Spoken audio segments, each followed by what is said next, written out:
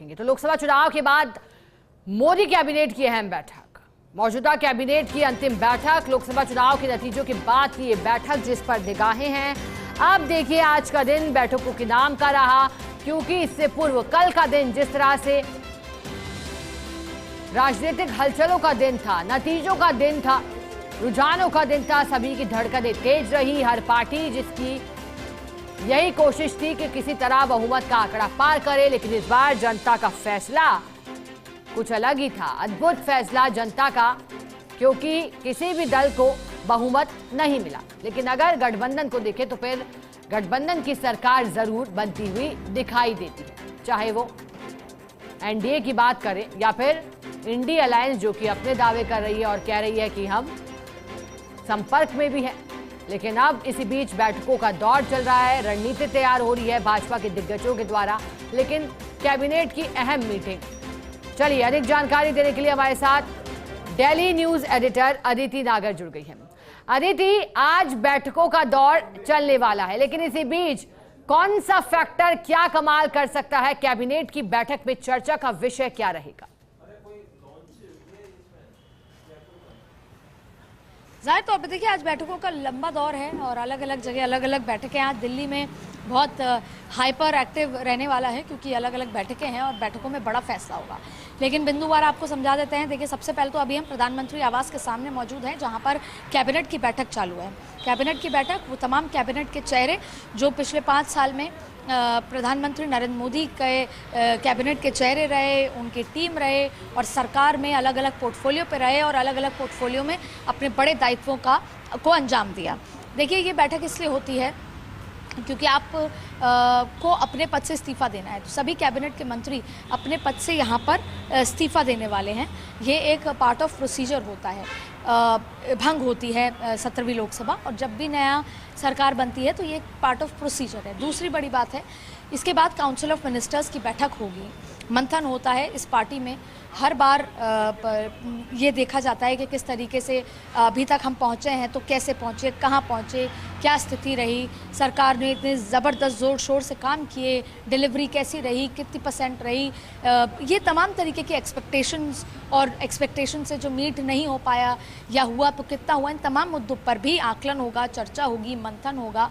और इसके साथ कि हम अब जब नई सरकार बनाने जा रहे हैं तो और कमर कस के काम किया जाएगा। दूसरी बात है कि कैबिनेट के कई चेहरों को प्रधानमंत्री नरेंद्र मोदी ये भी कह सकते हैं कि ज़रूरी नहीं है अगली बार आप इस कैबिनेट का हिस्सा हों या नहीं, पर यह बात है कि आप भाजपा का हिस्सा होंगे।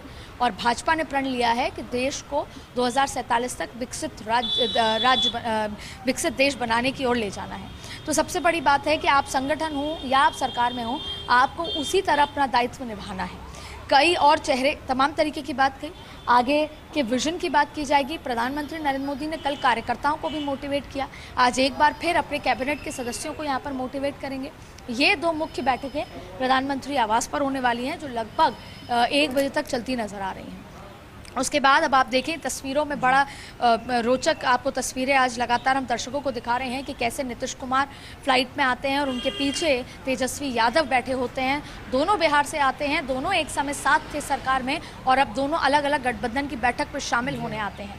नीतीश कुमार उस गठबंधन के साथ हैं जो सरकार बनाने का दावा आज शाम को पेश करेगी और सरकार में रहेगी। नीतीश कुमार को हमेशा कहा जाता है कि वो चुनावी या कह लें कि राजनीतिक मौसम को भांप लेते हैं और इसलिए अपना पाला भी उस लिहाज से बदल लेते हैं।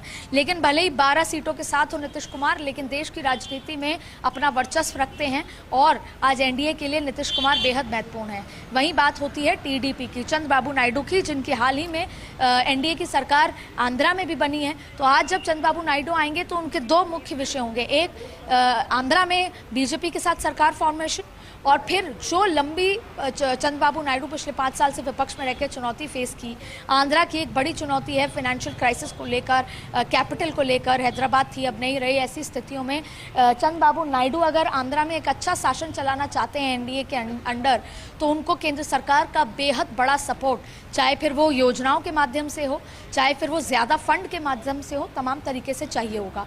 दूसरी बात है चिराग पासवान भी यहाँ पर हैं, एनडीए की बैठक में शामिल होंगे।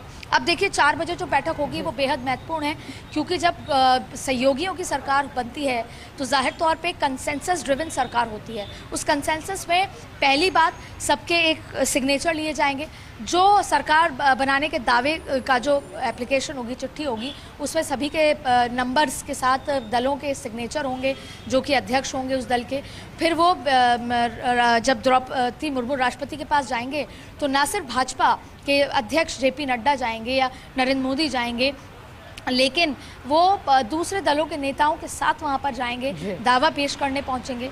और साथ में जब एनडीए की बैठक होगी तो उसका प्रारूप क्या होने वाला है, स्वरूप क्या होने वाला है। अब देखिए लगातार इन्फॉर्मेशन और चर्चाओं का बाजार गर्म है, जिसमें ये कहा जा रहा है कि एलजेपी जो टीडीपी है वो ऑलरेडी ये कह रही है कि उनको स्पीकर का पोस्ट चाहिए या कोई बड़े महकमे चाहिए, या आप नीतीश कुमार को बेहतर तरीके समझते हैं।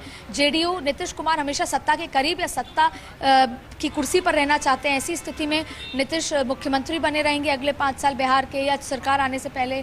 उसके साथ साथ नीतीश बिहार के लिए क्या कहते हैं, केसी त्यागी ने यह दावा कर दिया है कि हम एनडीए के साथ ही रहेंगे, चाहे इंडिया गठबंधन कुछ भी कह ले, और हमारे उनके पास मैजिक नंबर नहीं है, लेकिन हमें बिहार को पूर्ण राज्य का दर्जा चाहिए। तो देखिए अब मांगे भी शुरू हो चुकी हैं। ऐसी स्थिति में पहला काम भारतीय जनता पार्टी का ये है कि वो सभी घटक दलों के साथ राष्ट्रपति द्रौपदी मुर्मू के पास जाकर सरकार बनाने का दावा पेश करें। उसके साथ साथ क्या प्रारूप होना है वो तारीख तय हो जब शपथ ली जाएगी प्रधानमंत्री मोदी पर। जाहिर तौर पे कंसेंसस बना है, लेकिन एक फॉर्मेलिटी बाकी है। उसके साथ साथ जेडीयू की एक्सपेक्टेशन क्या है इस सरकार से।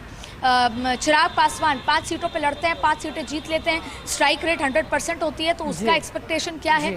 और साथ में चंद्रबाबू नायडू के साथ किस तरह के आंध्रा में और फिर केंद्र में क्या स्थिति है। ऐसे बहुत सारी चीज़ें आज तय होंगी, पर ये मान सकते हैं कि एनडीए की बैठक के बाद तस्वीर साफ होगी। उसके इतर एक महत्वपूर्ण बैठक होगी इंडिया गठबंधन की, उसमें भी दरवाजे खुले हैं। कहा जा रहा है कि लगातार कोशिशें हैं कि दूसरे जो दल हैं, जैसे कि दूसरे दलों से बात हो रही है, जिसमें जेडीयू का भी नाम है तो टीडीपी का भी नाम है। तो आज जब शाम होगी तस्वीर साफ होगी, लेकिन एक बात नहीं भूलनी चाहिए कि भारतीय जनता पार्टी सबसे बड़े पार्टी के रूप में आई है, लार्जेस्ट पार्टी है, और उसी के साथ सरकार बन पाएगी। ऐसी स्थिति में भारतीय जनता पार्टी आज स्ट्रैटेजी के लिहाज से भी सब कुछ तैयार करके बैठ चुकी है, संपर्क कर चुकी है। आज जो बैठक होगी वो बैठक होने के बाद तस्वीर एकदम साफ हो चुकी है। बिल्कुल आदित्य, आप ठीक ही कह रही हैं। भारतीय जनता पार्टी जो कि 240 सीटें से ज्यादा लेकर के आई है, लेकिन अब जरूरत है तो है घटक दलों के साथ की और उन्हें साथ लेकर चलने की। बहुत शुक्रिया आपका आदित्य हमारे साथ